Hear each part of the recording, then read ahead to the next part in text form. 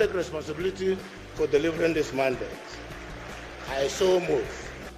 I rise to second the motion as ably moved by the chairman of Progressive Governance Forum, the governor of Imo State, His Excellency Hope Ozeduma, that this August gathering pass a vote of confidence on our able and amiable President Bola Ahmed Tinubu, as a sole candidate of APC come 2027 general election.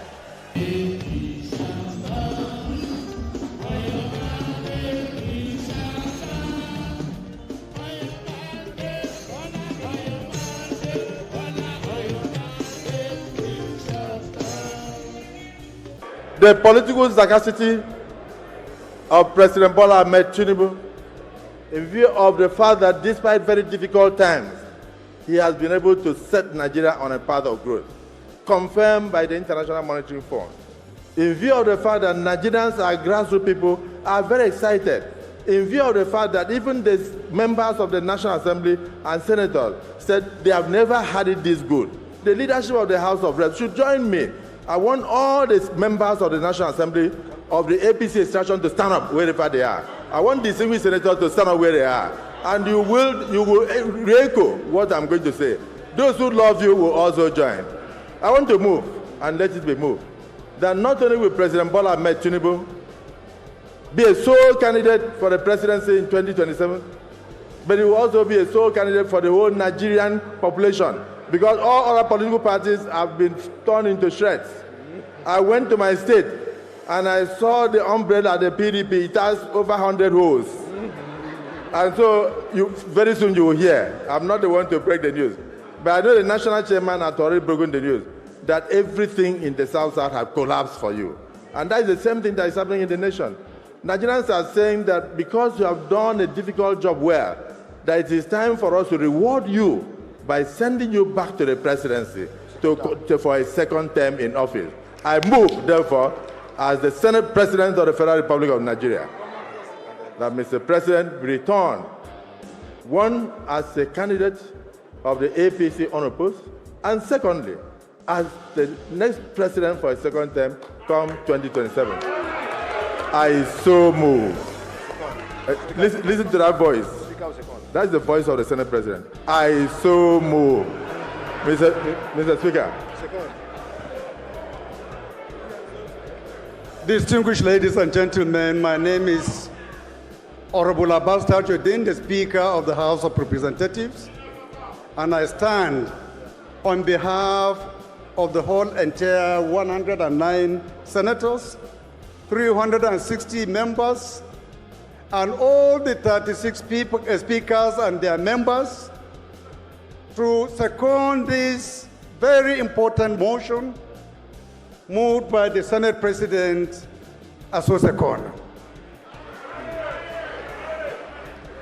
Distinguished colleagues, right honorable members, members of the houses of assemblies across Nigeria, those in support of the motion, seconded rightly by the right honorable Speaker, Tajuddin Abbas, PhD, GCON, those in support, give me your voice and say, ah! And those against say nay. The ayes have it.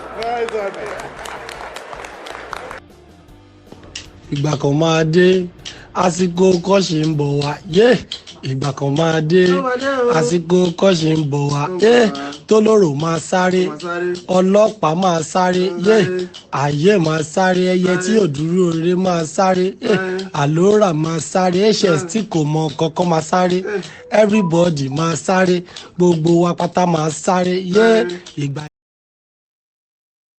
Àsìkò yẹn máa dé.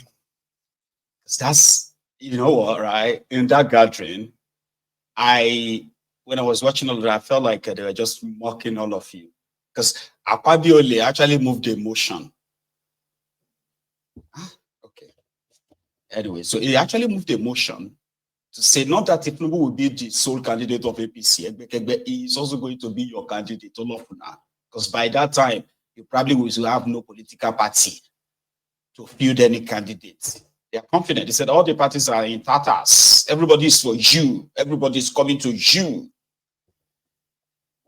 You need to hear that of a Gandola. He is their national chairman. Gandola, somebody will say, normal. If Sharia, they be Sharia. Gandola supposed to put a meta right now. They collect Bambi Allah. You know, Bambi Allah, Sharia, Bambi Allah. You know, because they go down to make Kuturu is 2 hands. Because now 2 hands, if they take collect bribe that time, they go down make Kuturu and collect all the loot from him, send him to jail. So once he come out of jail, they will send him on a pilgrimage to Lagos, Ebutemeta, on that bridge. So I say, no big Gandus be this once you see him. Say, no big Gandola be this. Say, na Gandola, I want life, this life bad though. Sharia turn out to this. But that is the national chairman of the cartel, where Tinubu the druggie is their leader. Some of us they are just mocking all of you. His minister of health, right, came out, he came out and he said 35 million Nigerians are currently enjoying national health insurance from Tinubu's regime. All right. And then antenatal, is that what it's called? Antenatal for women in Nigeria is now free under Tinubu. They were rolling out achievement upon achievement. Port Harcourt refinery is now working. What do you call it? Warri refinery is now working.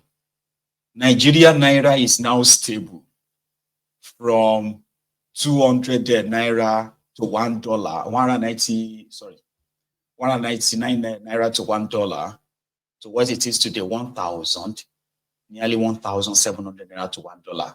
But Naira is stable. The economy is stable right now. The inflation is down. It was like a pressing moment.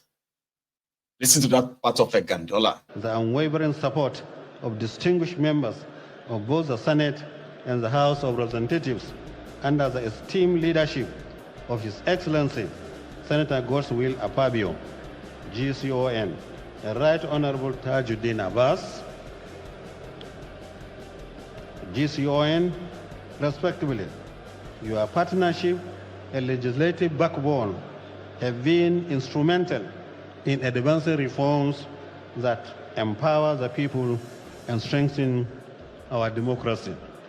I want to specifically appreciate the Progressive Governors Forum, as well as the Nigerian Governors Forum, under the leadership of His Excellency Senator Hope Ozodinma, CON, and His Excellency Abdurrahman Abdurazak, respectively, as well as our frontline ambassadors of good governance at the sub-national levels.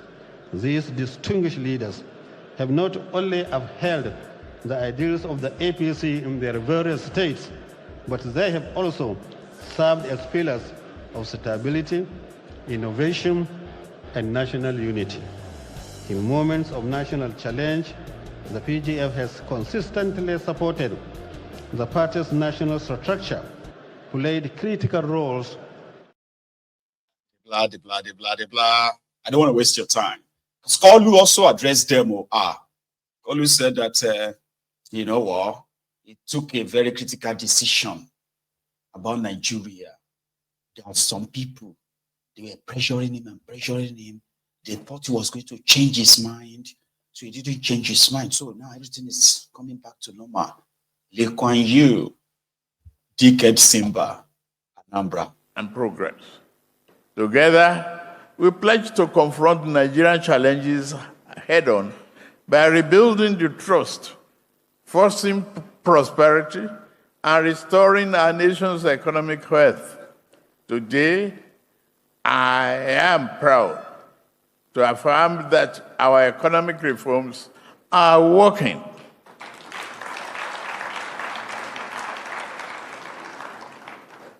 There's nothing good that comes easy. All of you have been through life. I only throw a little casual decision to make it easy at the beginning. The subsidy is gone and was gone. It was gone for the good of this country. We couldn't just afford to spend the future of our children and unborn babies ahead of their birth. You don't commit abortion after the baby is born. That's murder.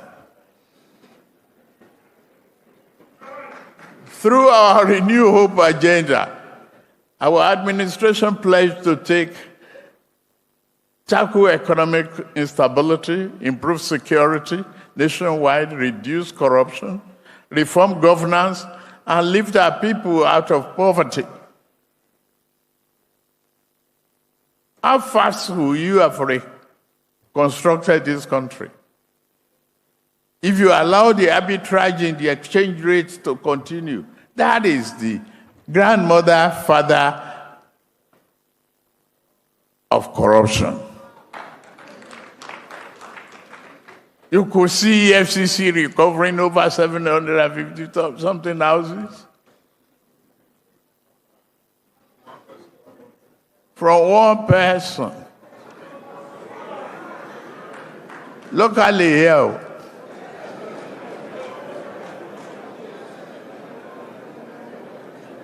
Yes, we encountered challenges when we assumed office in May 2023. But we have made progress by implementing difficult, long overdue, but necessary economic reforms.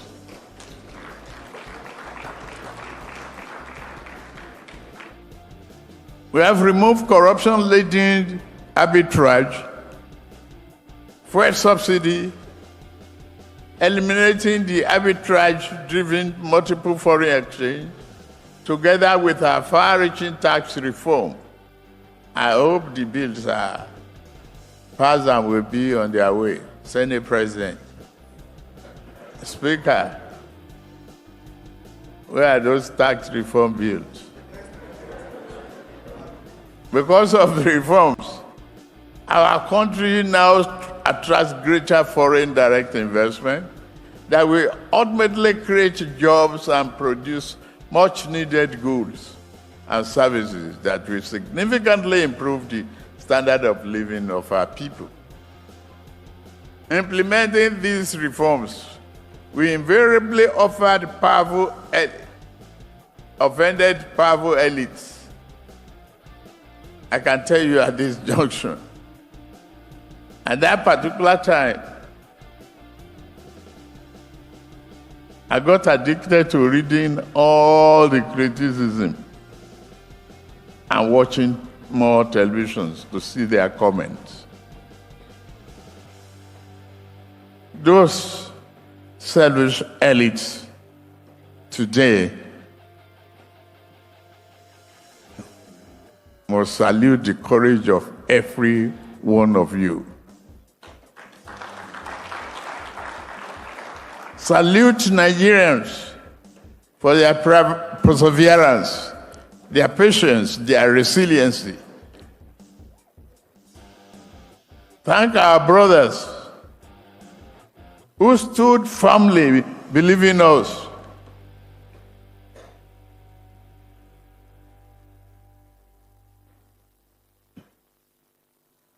They fought us with everything at their disposal. Anambra Kenu.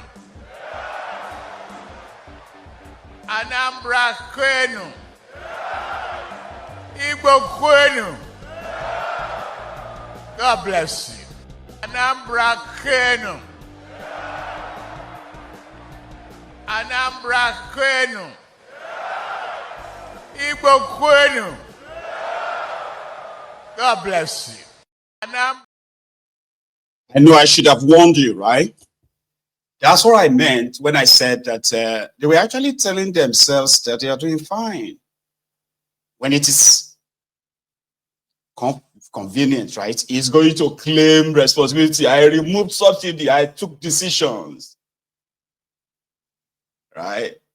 But whenever the pang of that hit the people and they raised their voices again and all that, they say, no, he didn't remove it. So, right? It was removed by Bokwari. He only announced it. If nobody is talking about some selfish elites, did you see that? You shall know. So he said when his reforms as upset some powerful elites in Nigeria. There's no other person there is no other group that is possibly mad than the guys who just left, the Boko Haram's men, the CPC guys, because what you just did is just to swap them while the while the destruction continues, the looting. He's referring to the 753 houses, that they claimed to have confiscated from Emefiole, the former CBN governor, as their own fight against corruption. But right now, in that room, Akpabiole, Abbas, they just supervised another greatest heist against Nigeria and Nigerians. So in their 2025 budget,